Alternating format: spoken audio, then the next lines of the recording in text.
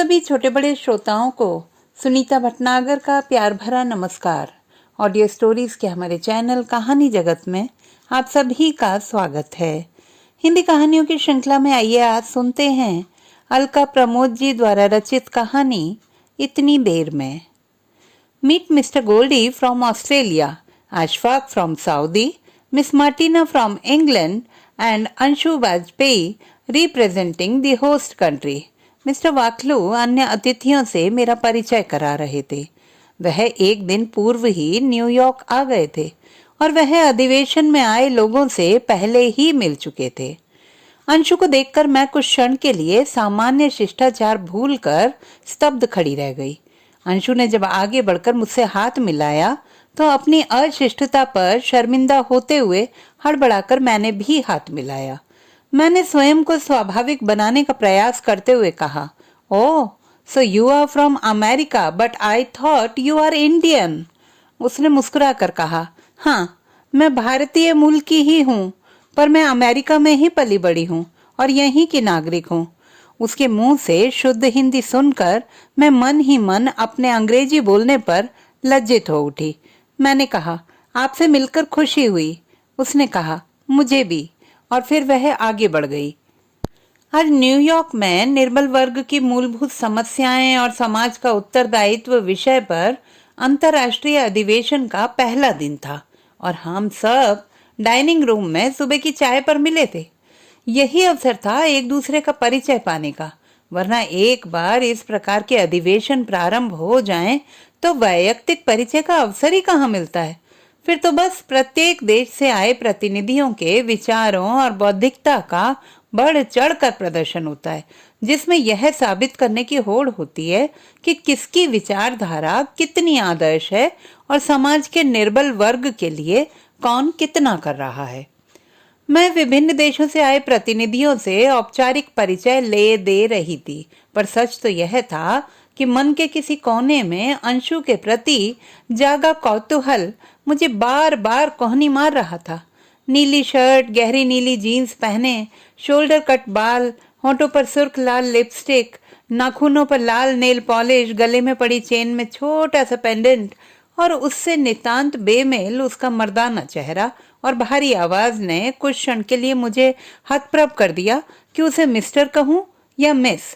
पर अंशु के व्यवहार में कहीं भी अस्वाभाविकता, संकोच या हीन भावना की झलक नहीं मिली। वह स्वाभाविक रूप से सबसे मिल रही थी।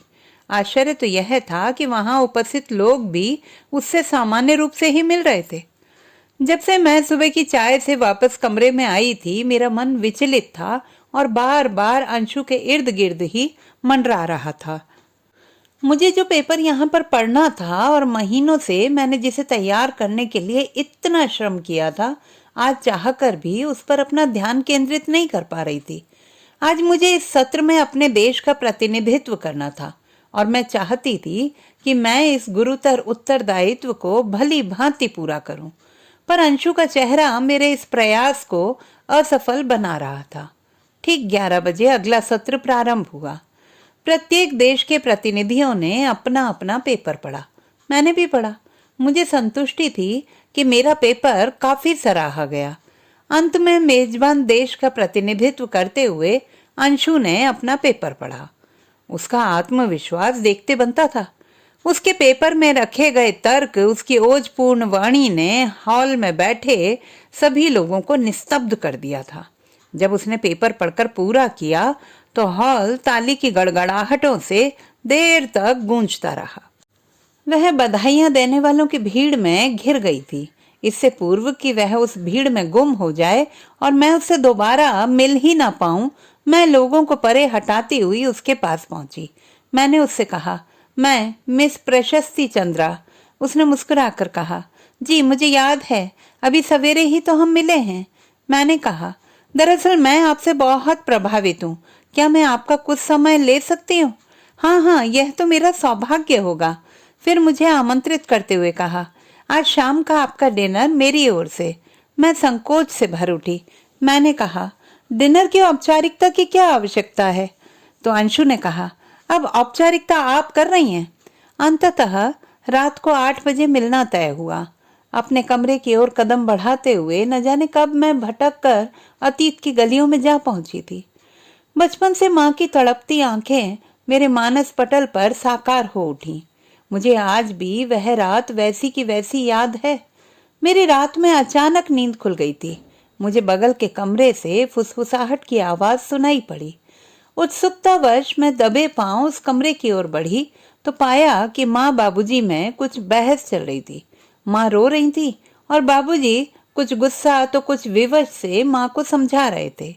माँ कह रही थी, आपने मुझसे क्यों झूठ बोला कि मेरा बच्चा मरा हुआ पैदा हुआ था? कम से कम आपसे मुझे ऐसी उम्मीद नहीं थी। रामा, समझने की कोशिश करो। वह जैसा था उस स्थिति में उसे घर में रखना संभव नहीं था। जैसा भी था वह मेरे हृदय का टुकड़ा था। मैं उसे अपनाने को तैयार थी। कम से कम मुझसे तो पूछते। मूर्खता की बातें मत करो रामा। तुम औरतें आगा पीछे तो सोचती नहीं हो, बस हर बात में टेस हुए बहाने लगती हो। इसीलिए तो नहीं पूछा। उसे घर में रखने पर समाज में जो हमारी खिल्ली उड़ती उसका क्या होता? और फिर हमारा समाज क्या उसे रहने देता? तुम्हारी बेटी की शादी दूभर हो जाती। अच्छा, तो एक बार बस बता दीजिए कि उसे कहाँ छोड़कर आए हैं। मैं बस उसे एक बार देखना चाहती हूँ। न जाने कहाँ और किस हाल में होगा वह। यह नहीं हो सकता। और खबरदार, एक बात याद रखना, आज जो तुमने कहा वह फिर कभी तुम्हारी जुबान पर नहीं आना चाहिए। माँ ने बाबूजी के पांव पकड़ लिए। वह रो रो कर एक बार मिलवाने की रट लगाई थी, पर बाबूजी अडिग भाव से बैठे थे। अंततः वह गुस्सा होकर वहां से पैर पटकते हुए चले गए और माँ हिचकी ले लेकर रोती रही। तब मेरी नन्ही बुद्धि में कुछ न समाया कि माँ बाबूजी किसकी बात कर रहे हैं। हाँ, यह अवश्य समझ में आ गया कि कोई ऐसा रहस्य अवश्य है जो माँ के लिए दुख का और बाबूजी के लिए लज्जा का कारण है। उसके बाद माँ कई बार बाबूजी से छिपाकर चादर ओढ़कर मुझे लेकर न जाने कौन से दूर के अजीब गंदे से इलाके में जाती, इधर उधर भटकती। एक दिन वह एक विचित्र से व्यक्ति से मिली। फिर मुझे वहीं पास के पार्क में खेलने को कहकर उसी विचित्र व्यक्ति के साथ कहीं चली गई। उनके लौटने पर मैंने पूछा तो उन्होंने मुझे टाल दिया। अब वह प्रायः मुझे लेकर कभी पकवान तो कभी वस्त्र तो कभी रुपए लेकर आती और उसी व्यक्ति को दे देती। मैं कुछ पूछती तो तरह तरह के प्रलोभन देकर बाबूजी से इस विषय में कुछ न कहने की हिदायत देती। मेरा बालमन और तो कुछ समझ नहीं सका, पर धीरे धीरे यह अंदाजा अवश्य लगा लिया कि इस रहस्य का संबंध उस दिन के माँ बाबूजी के वार्तालाप से है। आयु की सीढ़ियां चढ़ते चढ़ते परिस्थितियों, कुछ घटनाओं और माँ की व्याकुलता के मन पर बने चित्रों के मिले जुले कोलाज से मेरे मन ने इस रहस्य को सुलझा ही लिया। मेरे बड़े होने पर जब मैं और माँ बेटी से अधिक सहेली जैसी हो गई, तब किसी नाजुक क्षण में माँ ने अपने वर्षों से मन में दबे दुख को मेरे सामने उधेड़ दिया और उस दिन मेरे संशय ने सच का जामा पहन लिया। मेरे जन्म के 6 वर्षों के बाद माँ ने एक संतान को जन्म दिया था, जो न बेटा कहलाने लायक थी और न ही बेटी। माँ को जब प्रसव के बाद सुध आई तो दाई माँ ने बताया कि उन्होंने मृत संतान को जन्म दिया है। माँ ने अपनी मृत संतान को देखने की इच्छा व्यक्त की, परंतु उन्हें यह कहकर समझा दिया गया कि वह यह दुख सह न पाती, अतः उसे उनके होश में आने से पूर्व ही दफना दिया गया। माँ नियति को कोस कर आंसू बहा कर रह गई, पर यथार्थ आखिर कब तक छिपता। एक बार किसी बात पर नाराज होकर बिन्नो बुआ खानदान के नाम पर कलंक संतान को जन्म देने का ताना देने से नहीं चुकी। उस दिन माँ को सच का पता चला। उनके तो पांव तले धरती खिसक गई। अब तक तो वह संतान को मृत मानकर अपने मन को समझा चुकी थी, पर इस रहस्य से पर्दा उठने के बाद तो जीवन की प्रत्येक सांस के साथ वह अपनी अनदेखी संतान के प्रति हुए अन्याय के अपराध बोध तले तिल तिल कर जलने लगी और जीवन पर्यंत उसे न्याय न दे पाने की तड़प उन्हें तड़पाती रही। उन्हें अवश्य ही अपने जीवन की अंतिम घड़ी की पदचाप सुनाई पड़ गई होगी। तभी उन्होंने एक दिन एकांत में मेरा हाथ अपने हाथ में लेकर मुझसे वादा लिया था कि वह जिसे न्याय नहीं दिला पाई, मैं उसे ढूंढकर उसको उसका प्राप्य दिलाऊंगी और उसका ध्यान भी रखूंगी।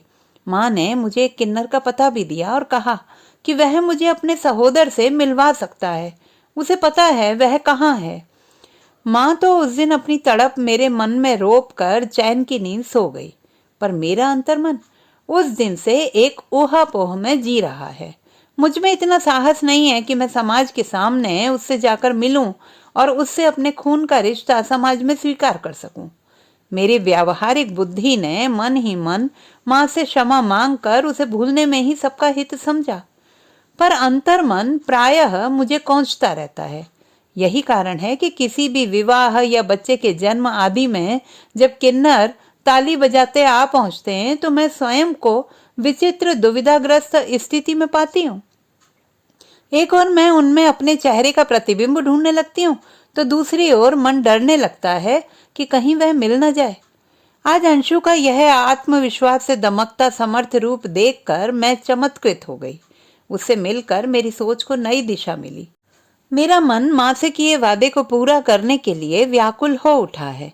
आज मेरे मन में एक द्वंद्व सा चल रहा है। मुझे स्वयं पर और अपनी संकीर्ण सोच पर लज्जा आ रही है। रात को 8 बजे अंशु मुझे लेने आ गई।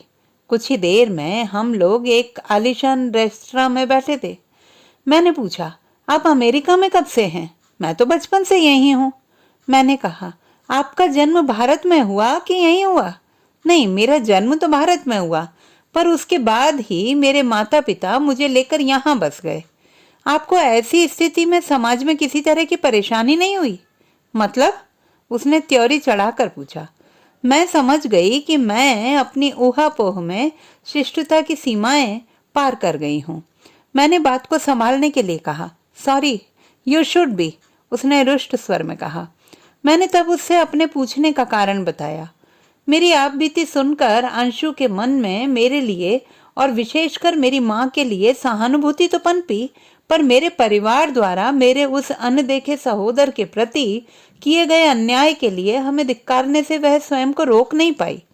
जब मैंने उससे कहा, मैं अब उसके लिए कुछ करना चाहती हूँ, क्या आप मेरी सहायता करेंगी?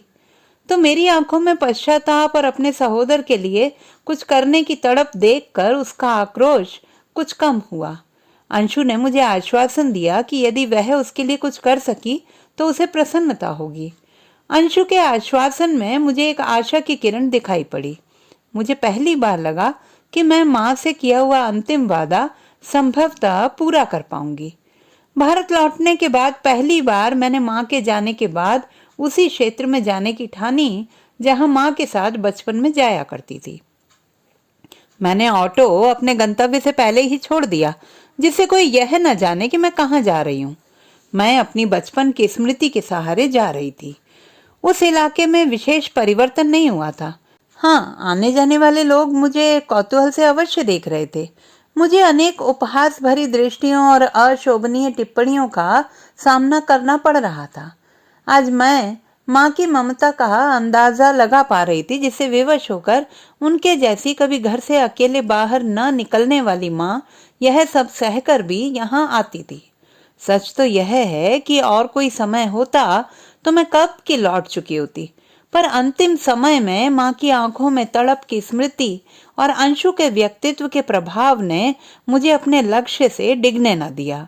मैं ढूंढते ढूंढते माँ के बताए किन्नर बन्नो मौसी तक पहुंच ही गई। उसने पहले तो मुझे लताड़कर भगाने का प्रयास किया, पर मैं निश्चय कर चुकी थी। मैंने साहस न खोया और अंततः उसने मुझे अपने सहोदर से मिलवाने का वादा किया। मुझे पूरा विश्वास था कि जब मैं उसे इस नारकीय जीवन से निकालने का अपना मंतव्य बताऊंगी तो वह बहुत प्रसन्न होगा। अगले सोमवार को बन्नो मौसी ने अपने वादे के अनुसार मुझे अपने इलाके में बुलाया। जाते समय मेरा हृदय बुरी तरह धड़क रहा था। बन्नो मौसी उसे लेकर आई और इस शर्त पर कि मैं उससे मात्र आधा घंटे के लिए मिलूंगी, वह हमें अकेला छोड़कर हट गई।